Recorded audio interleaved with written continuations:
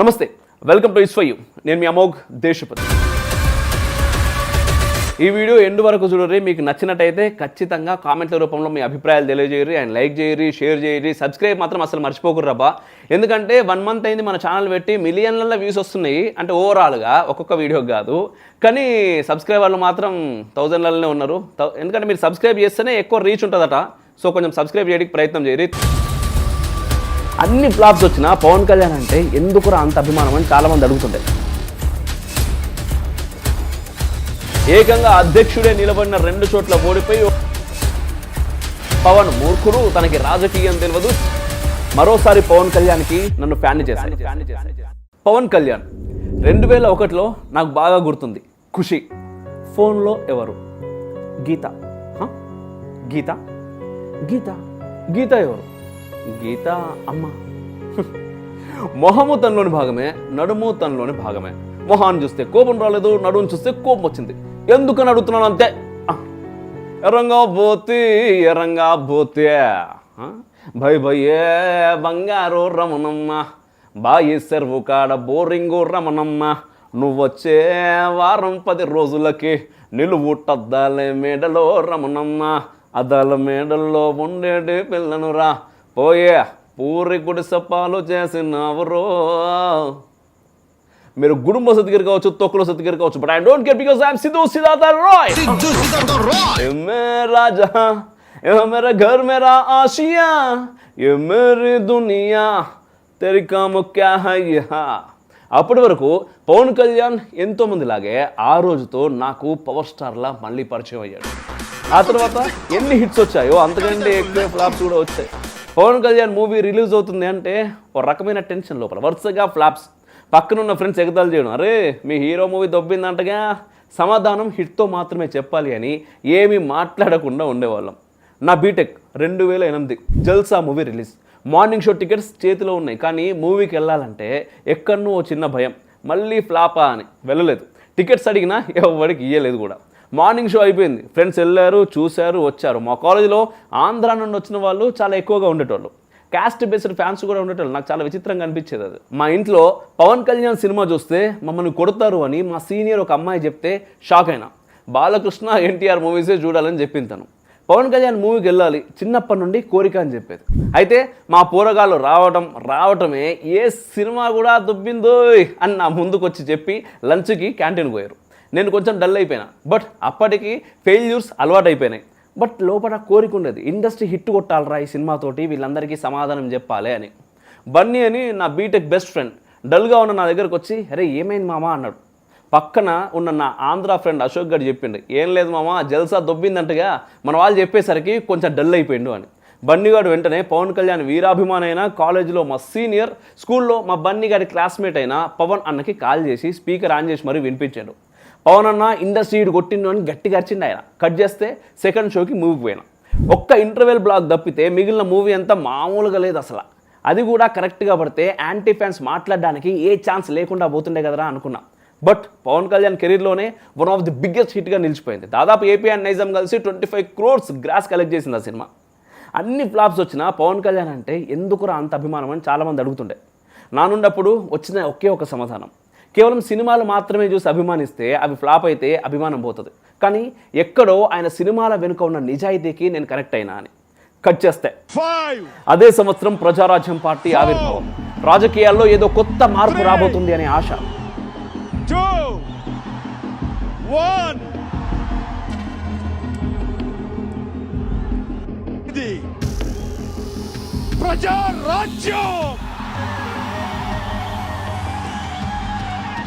కానీ ఆ ఆశ మాత్రమే అని తెలియడానికి ఎక్కువ రోజులు పట్టలేదు. కాంగ్రెస్లో ప్రజారాజ్యం విలీనం.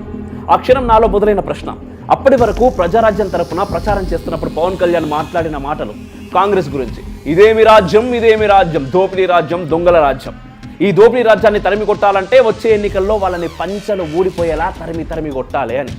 మరి ఇప్పుడు కాంగ్రెస్లో విలీనం తర్వాత ఎలా కాంగ్రెస్కి సపోర్ట్ చేస్తారు అని నా ప్రశ్నకి సమాధానం త్వరగానే దొరికింది. అప్పటి నుండి పార్టీకి మాత్రమే కాదు, దైవంలా కొలిచే అన్నయ్యకి కూడా దూరంగా ఉన్నారు. కానీ పవన్ కళ్యాణ్ని రాజకీయాల్లో నేను కొంచెం మిస్ అయ్యాను. కట్ చేస్తే మార్చి 14, 2014 జనసేన ఆవిర్భావం. ఇల్లేమో దూరం, అసలే చీకటి, గాఢాంధకారం, దారంతా గతుకులు, చేతిలో దీపం లేదు కానీ గుండెల నిండా ధైర్యం ఉంది. తన రాజకీయ ప్రయాణానికి సంబంధించి మొదటగా పవన్ కళ్యాణ్ మాట్లాడిన మాటలివి. లాస్ట్ ఎలక్షన్స్ వరకు జనసేన ప్రయాణం ఎలా జరిగిందో మీకు అందరికీ తెలిసిందే. కట్ చేస్తే 2019 ఎలక్షన్స్ రిజల్ట్స్ చూసి మళ్ళీ ఓ ప్రశ్న నాలో. 18 సీట్స్ వచ్చిన ప్రజారాజ్యం పార్టీనే పోరాటం చేయలేక కాంగ్రెస్లో కలిసిపోతే ఏకంగా అధ్యక్షుడే నిలబడిన 2 చోట్ల ఓడిపోయి ఒక్క సీటు గెలిచిన మనవాడు అని చెప్పుకోలేని ఒక ఎమ్మెల్యేని పట్టుకొని ఈ మనిషి ఎంతకాలం తన పార్టీని నడుపుతాడు? కట్ చేస్తే పార్టీ నుండి నిలబడి ఓడిపోయిన మేధావులు సైతం పార్టీని వదిలి వెళ్ళిపోవటం. అప్పటి వరకు పవన్ కళ్యాణ్ మా నాయకుడు అన్న వాళ్ళందరూ కూడా పవన్ మూర్ఖుడు, తనకి రాజకీయం తెలియదు, చెప్పినా వినడు అని మీడియా ముందే మాట్లాడటం. ఎంతకాలం నిలబడతాడు ఒంటరిగా? ఎప్పుడో ఒకప్పుడు మనోడు కూడా ఏదో ఒక పార్టీలో కలిసిపోతలే అని అందరూ అంటుంటే అలా కాకపోవచ్చు. చిన్నప్పటి నుండి చూస్తున్నాం కదా, నిలబడతాడు అని ఎక్కడో మూలన చిన్న ఆశ. కానీ నిజమే, పవన్ కళ్యాణ్కి రాజకీయాలు తెలీదు. ప్రజా సమస్యల కంటే తన 3 పెళ్లిల విషయం పెద్ద రాజకీయ సమస్యగా మారుతుందని ఏ రోజు అనుకోలేదు అనుకుంటాను. పాపం నలుగురు పెళ్ళాలు, 4 ఏళ్ళకు ఒకసారి 5 ఏళ్ళకు ఒకసారి పెళ్ళాన్ని మారుస్తాడు. 3 పెళ్లిళ్ళ వల్లే మేలు జరుగుతాయి, మీరు చేసుకోండి అని ఒకసారి కాదు, 2 సార్లు కాదు, 3 సార్లు 4 సార్లు చేసుకోవడం మొదలు పెడితే. కానీ ఎప్పటికైనా ధర్మం కోసం గట్టిగా నిలబడే నాయకుడు అవుతాడు అనే ఆశ మాత్రం ఉండేది. అప్పుడప్పుడు ఆయన చేష్టల్లో మాటల్లో అది కనిపించినా కూడా అది ఆశగానే మిగిలిపోతుందనే భయం కూడా ఉండేది.